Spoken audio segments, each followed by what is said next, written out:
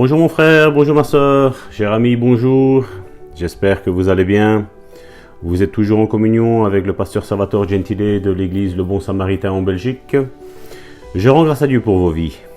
Je rends grâce vraiment à Dieu aujourd'hui en ce 9 janvier pour vos vies parce que je sais que si vous êtes aussi nombreux à écouter, et je le vois au nombre de vues qu'il y a sur YouTube, sur la chaîne de Karine, 7777, où je vois que le nombre de vues augmente de jour en jour et je rends grâce vraiment à Dieu pour tout cela.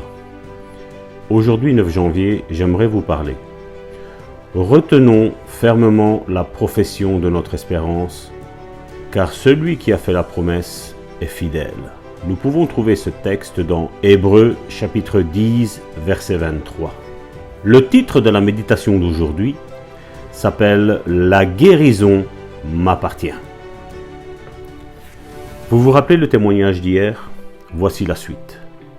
Le père du garçon du Massachusetts continua à partager son histoire avec moi. Il existait un médicament que mon fils pouvait prendre pour se sentir un peu mieux. Donc, il le prenait. Après le culte à Syracuse, l'heure de prendre son médicament est arrivée.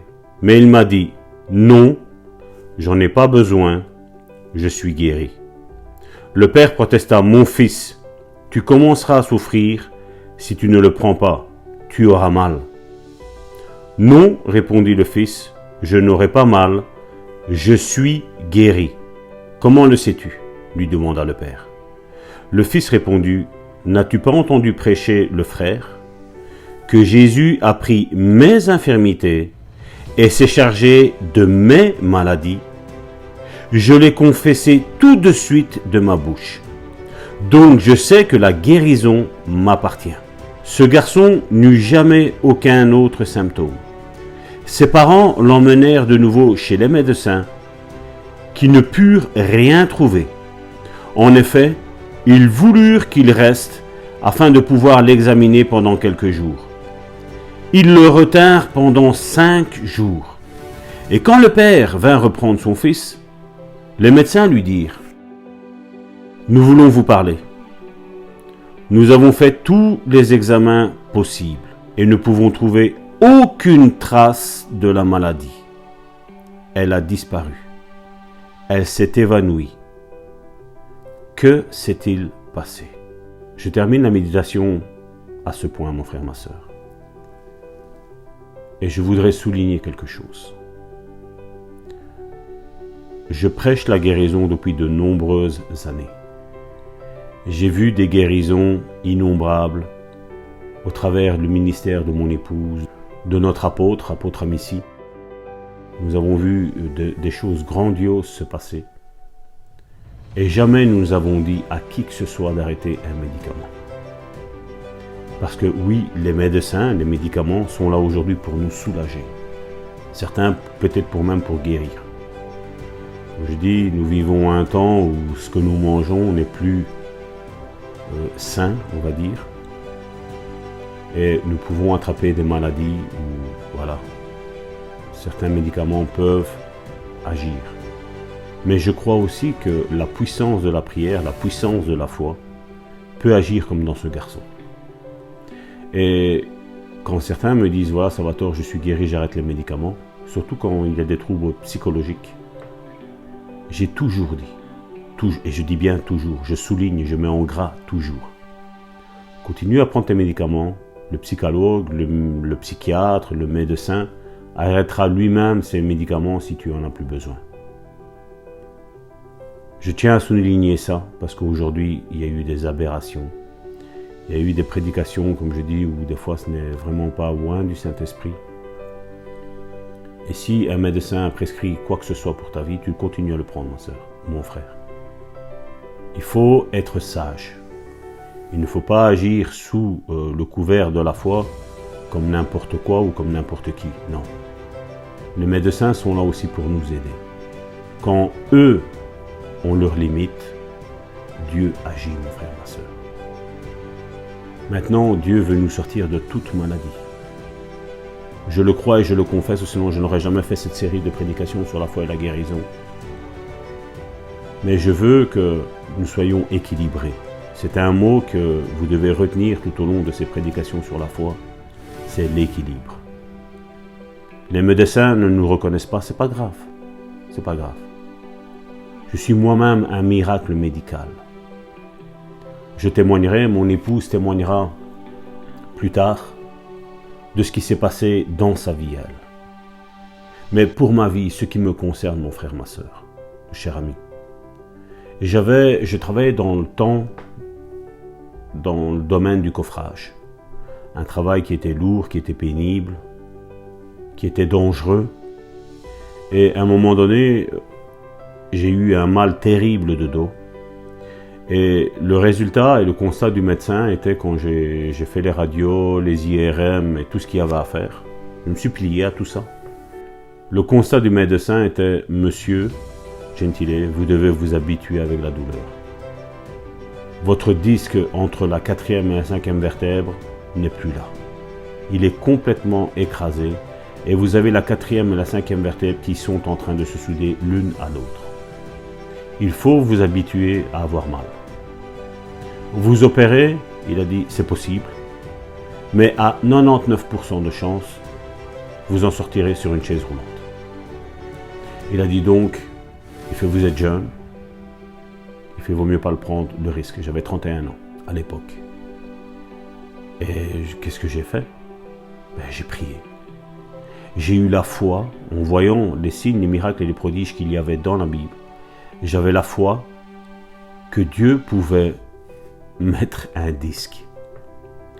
Humainement, c'est impossible. Les médecins étaient dépassés par le protocole que j'avais reçu.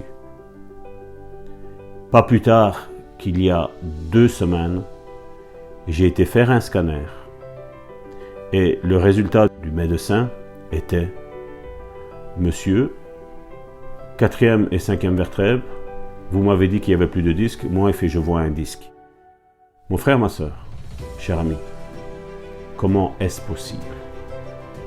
Le 1% de chance qu'il me restait d'être sur pied, Dieu l'a utilisé.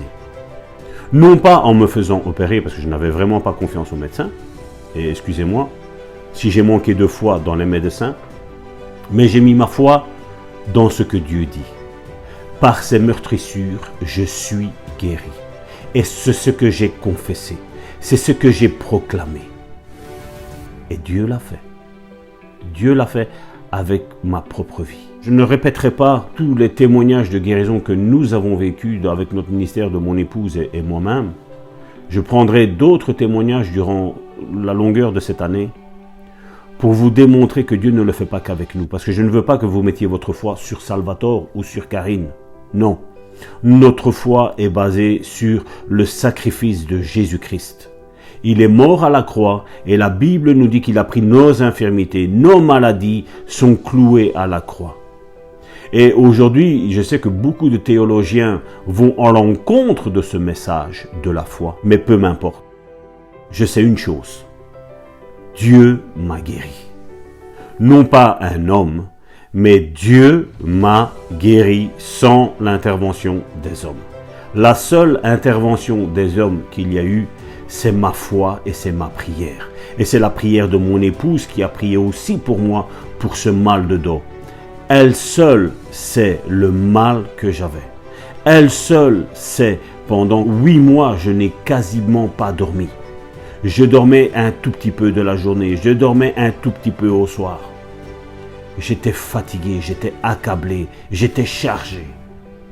Mais j'ai déposé mon fardeau au pied de la croix et Dieu a agi. Dieu a été fidèle à sa parole, la Bible. Il guérit encore aujourd'hui.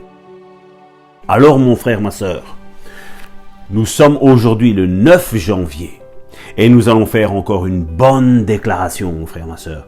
Parce que la déclaration, c'est proclamer en qui je crois, mon frère, ma sœur.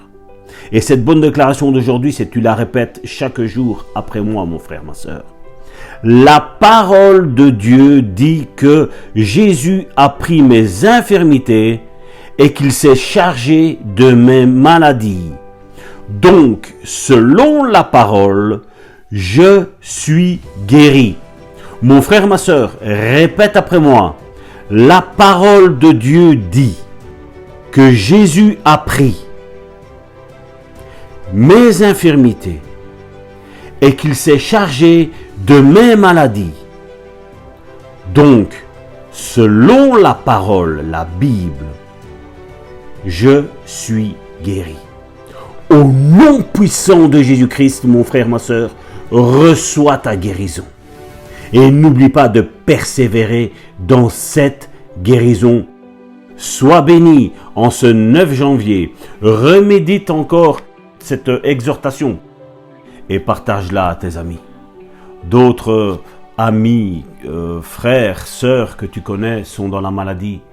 Partage-leur ce témoignage. Partage ces prédications qui sont là quotidiennement. Parce que je sais qu'elles sont un baume pour toi, elles sont un baume pour moi, mais elles sont aussi un baume pour eux, mon frère, ma sœur. Alors, je te bénis, je bénis ta vie, je bénis ta santé, je bénis ton épouse, ton époux, tes enfants, je bénis toute ta famille, mon frère, ma sœur. C'était ton serviteur Salvatore Gentile depuis la Belgique. Sois puissamment béni au nom de Jésus-Christ et à demain pour une nouvelle méditation quotidienne. Sois puissamment béni.